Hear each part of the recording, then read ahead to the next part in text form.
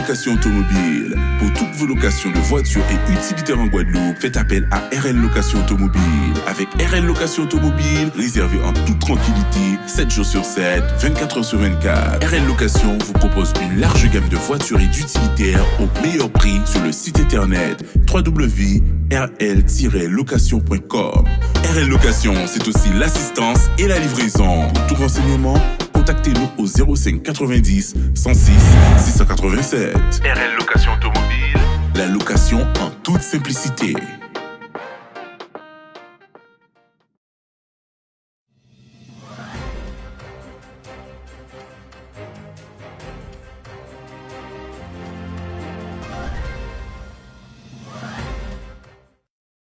Bonjour à tous. Qui est Marguerite Sivis, en course pour la députation dans la 4e circonscription? Pourquoi a-t-elle décidé de briguer les suffrages des électeurs? Quel est son programme pour cette 4e circonscription? Marguerite Sivis du mouvement Initiative pour développer la Guadeloupe est candidate aux législatives dans la 4e circonscription et l'invitée de franc-parler. Marguerite Sivis, bonjour. Bonjour Monsieur Fandéré, bonjour aux téléspectateurs d'Éclair Télévision. Soyez la bienvenue sur notre plateau. Oui. Vous êtes donc candidate à la députation dans la 4e circonscription. Pourquoi cet engagement?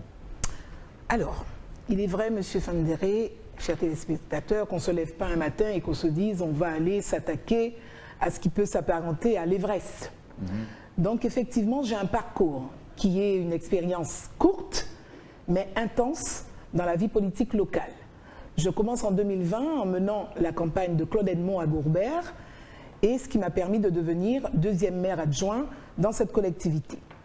Ensuite, nous avons les régionales, et je suis contactée par le Parti socialiste pour porter la liste de Josette Borel-Lincertin, Pays Guadeloupe, où j'ai découvert la nécessité de prendre part à cette vie publique. Véritablement, je le dis parce que cette expérience des régionales m'a permis d'être en contact encore plus direct avec la population, et avec de faibles moyens, je suis allée leur dire l'urgence qu'il y avait à renouveler un certain nombre de choses chez nous. Donc c'est dans cette logique qui a été poursuivie par les présidentielles avec un soutien de IDG, Initiative pour développer la Guadeloupe, à la candidature de Jean-Luc Mélenchon.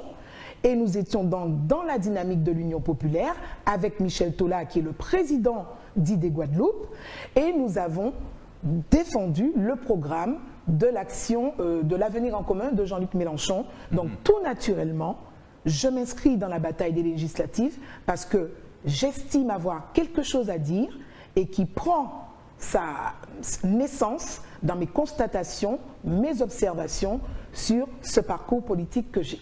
C'est donc votre parcours politique, adjointe au maire de Gourbert, vice-présidente d'IDG, mais encore, qui êtes-vous? Oui, alors je suis toujours pour la collectivité de Gourbert, vice-présidente de la Caisse des écoles, qui est en somme une petite mairie.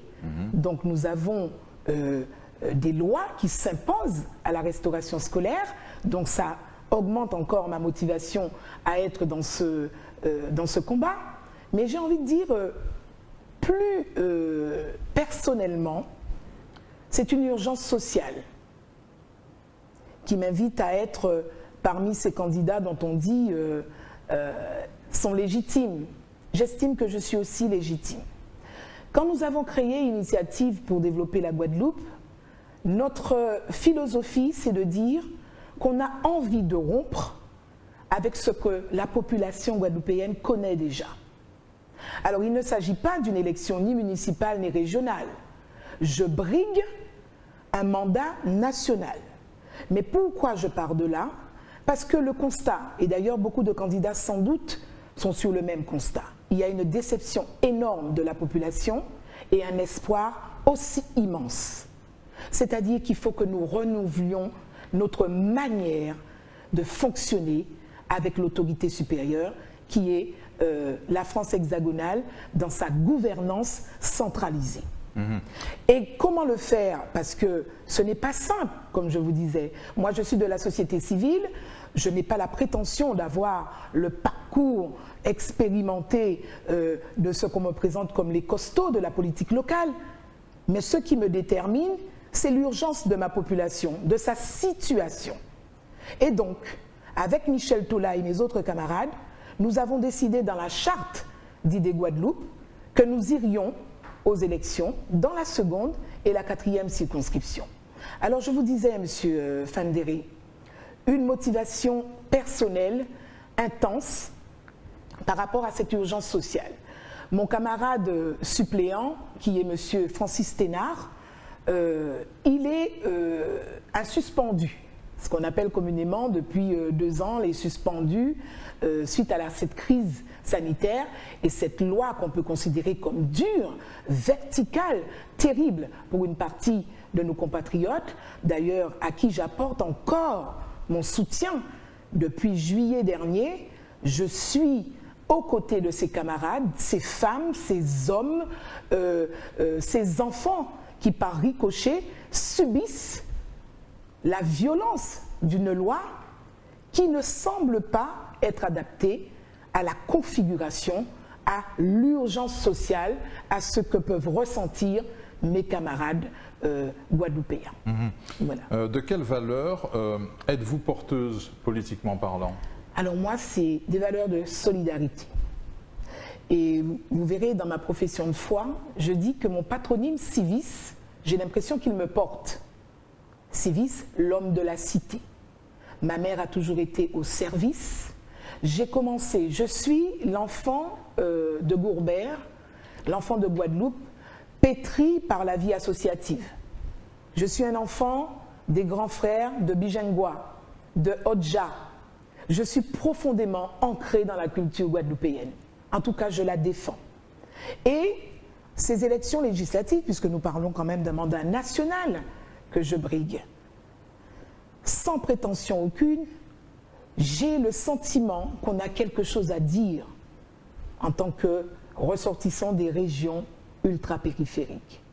Parce que vous ne pouvez pas être englobé dans un système qui ne vous est pas totalement profitable. Je parle en termes d'équité sociale, de solidarité et de continuité de la chose publique. Et mon constat, il est terrible par rapport à ça.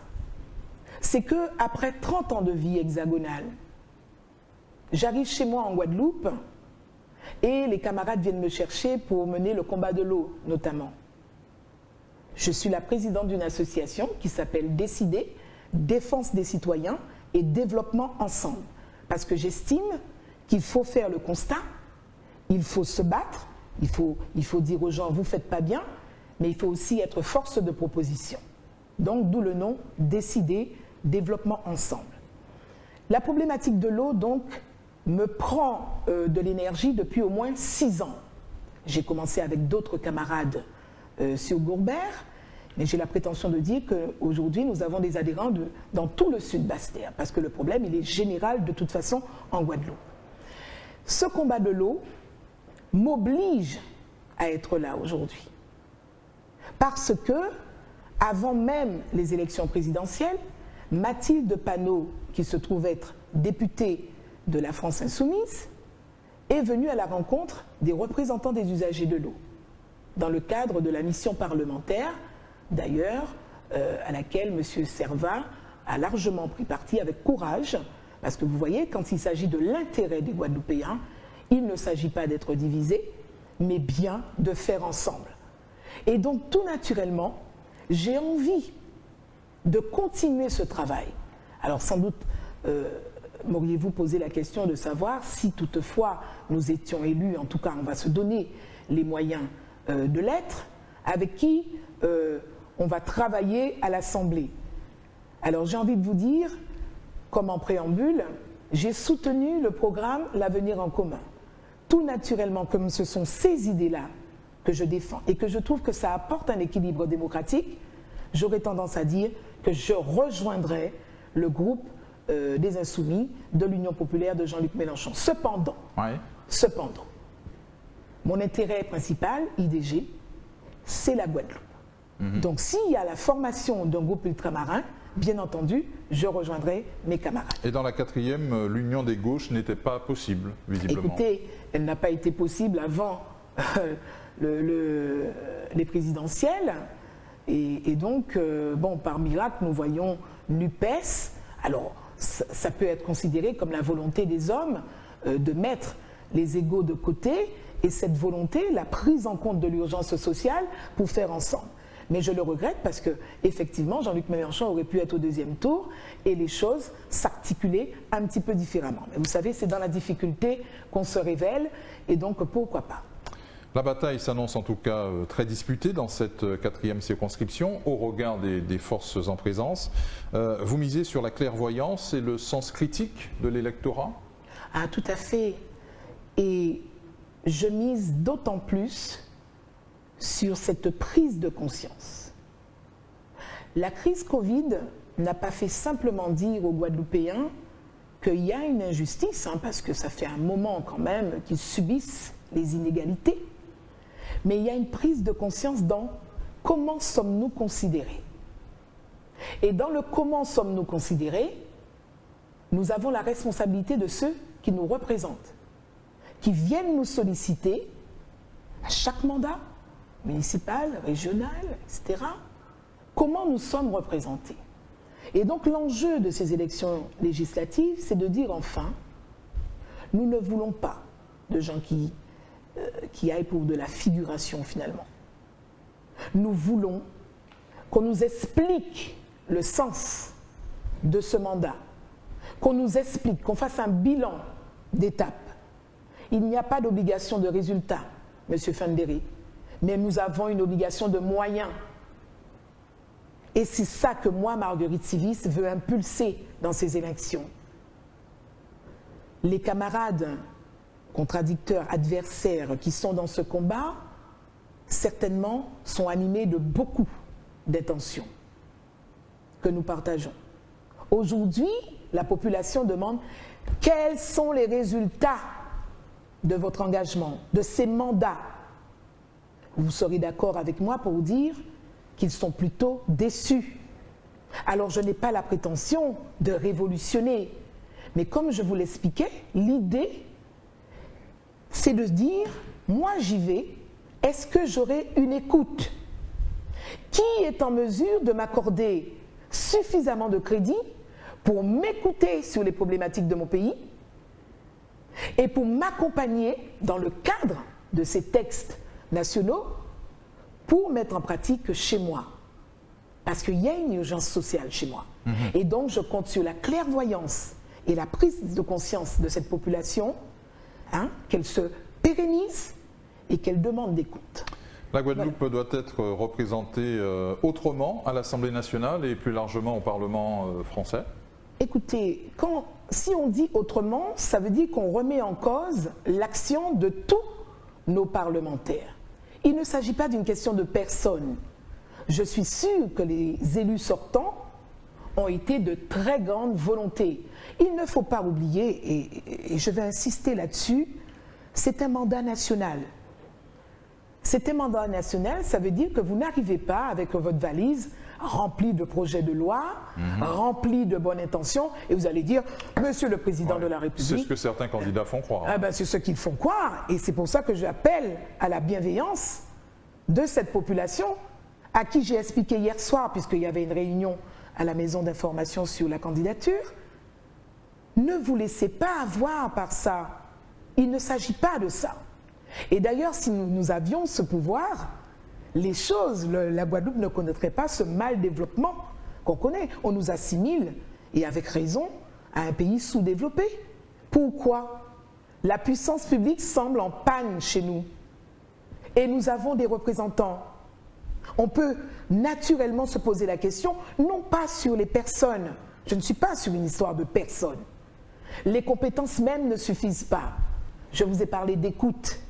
Est-ce que nos élus qui nous représentent actuellement peuvent dire, en conscience, avoir l'écoute du gouvernement, de l'exécutif, d'une ou deux personnes?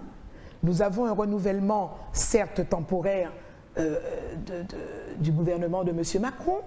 Nous avons la chance d'avoir une secrétaire d'État à la mer, mais il a fallu peut-être que Mme Justine Bénin soit nommée secrétaire d'État à la mer pour que certains d'entre nous se souviennent qu'il y a une loi littorale, alors que nous sommes un archipel avec des problématiques qu'on peut mesurer tous les jours. Est-ce que vous avez entendu, M. Fendere, quelqu'un parler des risques côtiers et justement ce que la loi prévoit dans ce cadre? Quelles sont les communes qui sont concernées? J'en ai dans ma circonscription. Bouillante, par exemple, Baïf, et bien d'autres en Grande Terre. Donc c'est ça, c'est que nous avons de belles personnes animées de belles intentions, mais qui n'ont pas l'écoute, l'accompagnement et peut-être le suivi des problématiques qui nous concernent. Marguerite Civis, merci d'être venue. Eh bien, merci à vous. Merci à vous de nous avoir suivis. La campagne des législatives continue sur votre chaîne locale.